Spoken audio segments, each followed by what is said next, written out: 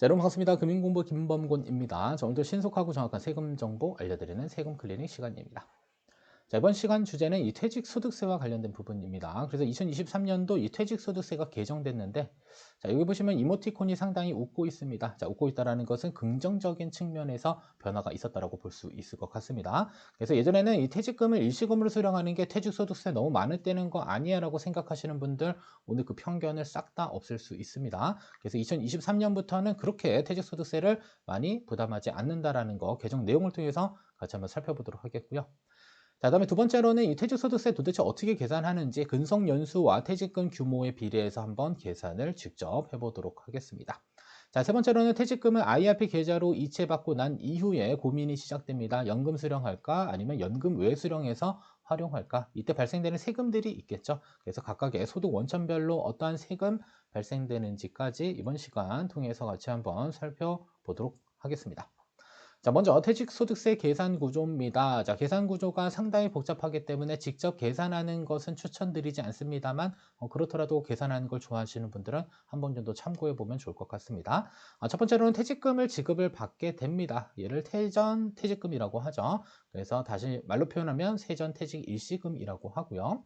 자, 여기에 근속연수 공제를 해줍니다. 근속연수 회사를 오래 다닌 만큼 더 큰 금액을 공제해 준다. 근데 2023년도에 아주 긍정적인 변화가 있었습니다. 그래서 매우 긍정적인 변화로 상당히 많은 금액의 근속연수 공제를 적용받을 수 있게 되었고요. 자, 그리고 퇴직소득세, 퇴직금은요, 자, 1년 동안 발생된 게 아니라 상당히 긴 기간에 거쳐서 발생됐기 때문에, 자, 연분이라고 하는 제도와 연승이라고 하는 제도가 있습니다. 자, 연분은 근속연수로 나눠준다, 연승은 근속연수로 곱해준다라는 개념이 되겠고요. 그래서 연분제도를 적용해서 근속연수의 12배를 곱한 금액을 나눠주게 됩니다. 자, 이랬을 때 계산되는 게 환산급여가 계산이 되고요. 이 환산급여에 따른 공제는 별도의 표가 있습니다. 그래서 뒤에 한번 같이 알아볼 텐데요. 이 환산급여에 따른 공제를 적용해서 과세표준이 계산이 되고 세율을 곱하게 됩니다. 그래서 우리나라는 이 과세표준에 따른 세율 구간은 8단계 누진세율 구조로 되어져 있고요. 가장 낮은 세율은 6%, 가장 높은 세율은 45%로 되어져 있습니다. 그래서 어찌됐든 간에 세율이 낮으면 낮을수록 퇴직소득세를 적게 부담한다라고 보시면 될 것 같고요. 자, 그리고 이 세율을 소득세율이라고 하는데 이 소득세율도 2023년도에 개정이 되었습니다. 나쁘게 바뀐 게 아니라 긍정적인 측면에서 개정이 됐다라고 볼 수가 있을 것 같고요. 자, 그리고 나서 연승을 해줍니다. 자, 근속연수의 12배를 곱한 금액을 나눠서 우리 연승제도를 적용해서 이 산출세액이 계산이 되고요. 이 산출세액에는 최종적으로 지방소득세 10%까지 추가적으로 부담해서 최종 퇴직소득세를 계산할 수 있게 됩니다. 그래서 퇴직소득세 계산 구조는 아래와 같이 정리가 되어져 있고요. 자, 그 다음에 오늘의 하이라이트인 근속연수에 따른 공제 같이 한번 보시면 다음과 같습니다. 그래서 근속연수는 5년 이하, 그 다음에 5년 초과 10년 이하, 10년 초과 20년 이하, 20년 초과 이런 식으로 구분이 되어져 있고요. 자, 예를 들어서 내가 회사를 4년만 다니고 퇴사를 했다라고 가정을 해 보았을 때 2023년 이전에 공제 금액은 근속연수 4년에 30만 원 곱해서 120만 원의 근속연수에 따른 공제가 적용이 됐습니다. 다만 2023년 이후부터는 내가 4년 근무하고 퇴직하더라도 무려 400만 원의 근속연수 공제를 적용해 줍니다. 엄청나게 많이 늘었습니다. 무려 한 3배 이상이 늘어났다고 볼 수가 있겠고요. 자, 그다음에 5년 초과 10년 이하도 상당히 많이 늘었습니다. 자, 근속연수에서 빼주는 연도는 다 동일하고요. 2023년 이전에는 50만 원을 곱해줬던 게 이제는 200만 원을 곱해주고요. 자, 그 다음에 10년 초과부터는 80만 원 곱해줬던 것을 250만 원을 곱해주고, 자, 그다음에 20년 초과부터는 120만 원 곱해줬던 것을 무려 300만 원이나 곱해줍니다. 자, 여기에 추가적으로 공제해주는 금액 500만 원, 1,500만 원, 4천만 원도 상당히 많이 늘었어요. 이 150만 원이 500만 원으로 늘고 400만 원이 1,500만 원, 1,200만 원이 4천만 원까지 공제 금액이 아주 파워풀하게 늘어났습니다. 자, 따라서 근속연수가 15년일 때 가정해서 2023년 이전에 퇴직하신 분들, 자, 이때 근속연수에 따른 공제는 800만 원 적용받을 수 있었는데, 자, 2023년 이후에 퇴직하시는 분들은 무려 2,750만 원. 자, 세금 부담의 차이만 1,950만 원의 차이가 납니다. 자, 어쨌든 간에 근속연수가 길면 길수록 어떻게 된다? 이 근속연수에 따른 공제 금액이 상당히 많이 높아졌기 때문에 퇴직소득세 부담이 정말 많이 줄어들었다라고 볼 수가 있습니다. 그죠? 15년의 차이인데 작년에 퇴직한 거와 올해 퇴직했을 때 차이가 무려 1,950만 원이 발생된다라는 것은 엄청난 겁니다. 그렇죠? 그래서 예전에는 상당히 많이 부담스러워했는데 지금부터는 사실 그렇게 퇴직소득세를 그러니까 부담을 갖지 않으셔도 괜찮을 것 같습니다. 그래서 이 근속연수에 따른 공제 매우 긍정적인 측면에서 바뀌었다라는 게 이번 영상의 핵심이고요. 자, 그리고 환산급여에 따른 공제는 환산급여를 계산을 합니다. 아까 그 계산표에 보시면 이 환산급여를 계산했던 부분들이 있었습니다. 잠깐 가서 살펴보시게 되면 이 근속연수 공제에다가 우리 연분 적용해주면 환산급여가 계산되고요. 여기에 환산급여는 환산급여에 따른 공제를 적용해서 과세표준을 계산할 수 있게 해줍니다. 자, 만약에 환산급여가 6천만 원이다라고 가정을 해 보시게 되면 두 번째 구간에 해당이 될 것 같고요. 자, 6천만 원이게 되면 6천만 원 어떻게 계산하는지만 알려드릴게요. 뭐 800만 원 플러스 800만 원 초과분의 60% 이러한 표현이 상당히 낯설 수는 있는데요. 자, 800만 원 초과분은 내가 환산급여가 6천이면 여기에 800만 원 빼주면 됩니다. 그죠? 자, 그러면은 5,200만 원이 계산이 될 것이고요. 자, 그럼 800만 원 초과분의 60%, 즉 5,200만 원의 60%를 곱해 주시고, 자, 여기에다가 800만 원을 더해 주시면 됩니다. 어렵지 않죠? 그냥 덧셈 뺄셈만 잘 하면 됩니다.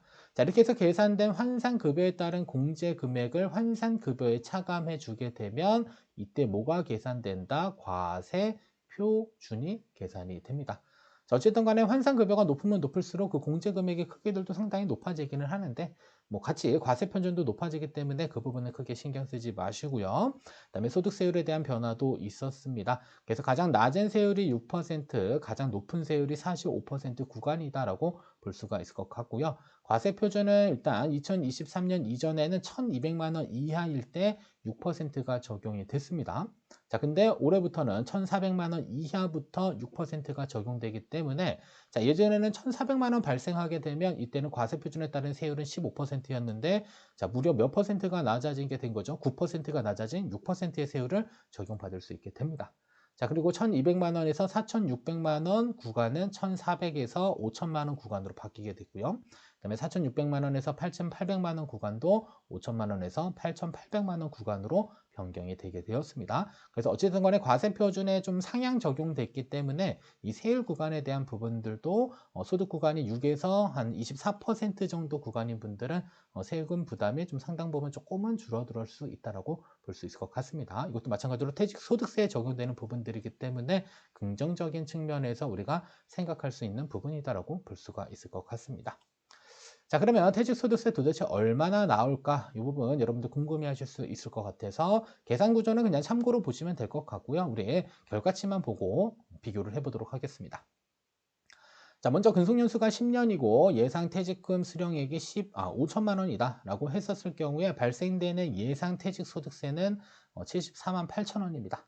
자, 74만 8천 원, 1,000원 단위니까 조금 단위에 조심하시고요. 자, 실효세율 계산하시게 되면 내가 지급받는 퇴직금 5천만 원 중에 세금으로 74만 8천 원을 내니까 세율은 약 1.49% 상당히 높진 않습니다. 소득세율 6%인데도 불구하고 상당 부분 연분 연승제도에 의해서 많이 깎아졌다라고 볼 수 있을 것 같고요.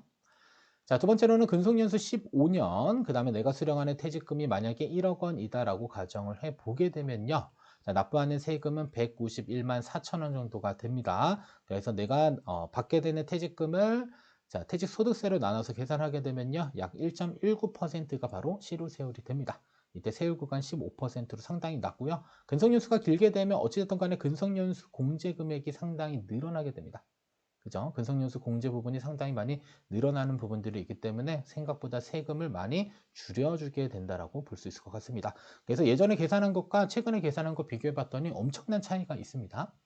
자, 그리고 이번에는 근속연수 20년에 퇴직금 예상 수령액이 1억 5천만 원이다라고 한다면 근속연수 20년이면요. 자, 무려 근속연수 공제에서 4천만 원을 깎아줍니다. 이 4천만 원 정도의 공제가 적용된다라고 한다면 이 세율 구간이 왔다 갔다 할 수 있어요. 더 높아질 수도 있는데도 불구하고 어쨌든 간에 4천만 원을 낮춰주게 됩니다. 자, 그리고 나서 납부하는 세금 계산하겠다 했더니 자, 407만 원 정도 실효세율 계산하면 2.71%. 그래서 세율은 15% 적용되더라도 실제 부담하는 세율은 자, 2.71 정도가 퇴직소득세로 부담했다라고 볼 수가 있을 것 같고요. 자, 그다음에 마지막으로 근속연수 30년의 퇴직금 예상 수령액 3억 원이다. 자, 세금이 조금 늘어나기는 합니다만 얼마까지 늘어나냐면 약 1,080만 원 정도까지 늘어납니다. 그래서 실효세율 계산했더니 3.62%가 되고요. 무려 근속연수 공제로 7천만 원을 적용을 받을 수 있게 됩니다. 그리고 자, 3억 원 수령해도 일단 세율 구간이 15%. 상당히 좋게 바뀐 겁니다. 예전이었으면 한 세금만 몇 천만 원 이상 냈을 겁니다. 1천만 원보다 훨씬 더 많은 금액을 세금으로 냈을 텐데, 그래서 2023년부터는 어찌됐든 간에 여러분들 퇴직금을 일시금으로 수령한다 하더라도 퇴직소득세 부담은 그렇게 크지 않다라는 것을 기억을 잘 해주시면 좋을 것 같습니다. 상당히 많이 내려간 겁니다. 놀라울 정도로요. 자, 그리고 나서 여섯 번째, 자, 연금 수령 시 소득 원천별 과세. 자, 우리가 이제 IRP 계좌를 가지고 오면서 이제 고민을 하기 시작합니다. 나는 연금으로 수령할지 아니면 일시금으로 수령할지. 이때 세금에 대한 부분을 조금 잘 기억하셔야 되는데, 자, 일단은 가입자 부담금이라고 하는 것은 IRP는 용도가 두 개입니다. 우리가 납부해서 세액공제를 적용받을 수 있는 1번 용도가 있고요. 자, 두 번째로는 이연퇴직소득세를 지급받는 용도가 있습니다. 그래서 세액공제 적용받지 않은 그냥 이연퇴직소득에 대한 부분만 같이 한번 이야기를 나눠보도록 하겠고요. 자, 그다음에 소득세를 원천징수 안함, 소득세를 원천징수함 이렇게 되어져 있는데 일반적으로 뭐 소득세를 원천징수하지 않은 상태에서 IRP 계좌로 가져오기 때문에 요 부분에 대해서만 설명드리도록 하겠습니다. 이 소득세를 원천징수했다라고 하는 것은 퇴직소득세가 과세된 재원이 IRP 계좌로 들어온 것으로 생각하시면 되겠고요. 자, 어쨌든 간에 세금을 뗐기 때문에 얘는 세금이 없습니다. 비과세고. 그다음에 소득세를 원천징수하지 않은 자, 그 퇴직금에 대해서는 이연퇴직소득세가 과세가 됩니다. 자, 근데 중요한 것은 연금으로 수령했었을 경우에는 이연퇴직소득세를 30%에서 40% 감액을 해주는데, 자, 여기서 말하는 연금 수령액이라고 하는 것은 그냥 쉽게 생각하면 연금의 개시입니다. 자, 연금을 개시하게 되면 내가 1년 동안에 수령하는 이 연금 소득이 있겠죠. 이 연금 소득에 비례해서 이연퇴직소득세가 계산이 되고요. 자, 이것을 100% 몽땅 다 과세하는 것이 아니라 깎아줍니다. 그래서 10년 차까지는 30%, 10년 차 이후부터는 어찌됐든 간에 40%를 깎아줍니다. 그래서 내가 납부해야 될 퇴직소득세의 100%를 부담하는 게 아니라 연금의 형태로 부담하면 30% 깎아준다라고 보시면 되겠고요. 자, 그 다음에 여기서 말하는 이연퇴직소득세는 퇴직금의 원본을 의미합니다. 원금, 원본을 의미하고, 자, 우리가 퇴직금을 가지고 운용하게 되면 뭐가 생길까요? 운용수익이 생길 수 있겠죠. 이 운용수익이 뭐 이자가 생길 수도 있고요. 배당이 생길 수도 있습니다. 그래서 발생되는 이자 또는 배당 소득에 대해서는 퇴직소득세를 떼는 게 아니라 연금소득세를 뗍니다. 연금으로 수령했을 경우에는. 그래서 연금 수령 금액의 뭐 3.3%에서 5.5%의 연금 소득세가 과세된다라고 생각하시면 될 것 같습니다. 3.3에서 5.5%입니다. 연령 수령 나이에 따라 차등 적용된다라고 볼 수가 있을 것 같고요. 여기도 3.3입니다. 이런 오타는 앞으로 발생되지 않도록 수정 잘 하도록 하겠고요. 자, 그 다음에 연금 외수령을 했다라고 한다면 연금 외수령은 여러분들 IRP 계좌에서 그냥 해지를 했다라고 생각하시면 되겠습니다. 자, 그래서 발생되는 퇴직소득, 즉 이연퇴직소득에 대해서는 해지하게 되면 어떻게 된다? 100% 그냥 몽땅 다 과세를 하게 되겠고요. 자, 그리고 퇴직금을 가지고 발생된 운용수익에 대해서는 기타소득세가 과세됩니다. 그래서 기타소득세 16.5%가 일반적으로 과세되기 때문에 그냥 이자 배당은 15.4%를 차감하는데도 불구하고 어쨌든 간에 자, 1.1% 정도의 세금을 조금 더 많이 차감한다라고 볼 수가 있을 것 같습니다. 그래서 우리가 연금으로 수령했었을 경우에 세금 문제와 연금 외 수령했었을 경우에 세금 문제, 그리고 어떻게 운용해서 연금으로 잘 수령할지 이런 부분들도 조금 꼼꼼히 따져봐야 되는데 어쨌든 간에 오늘의 주제는 이 퇴직소득세와 관련된 부분이니까 다음 시간에는 운용과 관련된 부분 이야기 한번 나눠보도록 하겠습니다. 자, 어쨌든 결론입니다. 자, 근속연수, 공제, 그 다음에 소득세율 개정으로 자, 퇴직소득세 부담이 정말 많이 줄어들었습니다. 정말. 그래서 2022년에 퇴직하신 분들이 억울할 정도로 정말 많이 줄어들었다. 자, 그렇더라도 퇴직소득세를 조금은 절세하고 연금의 형태로 수령하고자 할 경우 이때는 일시금 수령보다는 IRP 계좌에서 운용하는 것을 고려해 볼 필요가 있겠고요. 자, 근데 한 가지 여러분들이 반드시 아셔야 될 것은 이 퇴직금은 운용하는 게 더 중요합니다. 운용. 자, 세금도 분명히 중요합니다만 어찌됐든 간에 안정적으로 잘 운영해서 노후소득으로 수령해야 되는 부분들이 있기 때문에 다른 사람의 말만 듣고 그냥 일단 IRP로 옮겨 놓은 다음에 우리가 어떻게 운용할지에 대한 계획까지도 충분히 고려한 상태에서 여러분들이 의사결정을 내리면 되겠습니다. 그래서 해지를 하더라도 생각보다 퇴직소득세 부담은 많이 줄어들었고요. 그렇더라도 내가 연금의 형태로 운영해서 연금을 받고자 한다면 일단 IRP 계좌에서 운영하는 것을 고려해 볼 수 있을 것 같습니다. 자, 여기까지 오늘 준비한 내용 모두 마치도록 하겠고요. 자, 여러분들 시청해 주셔서 정말 감사드립니다.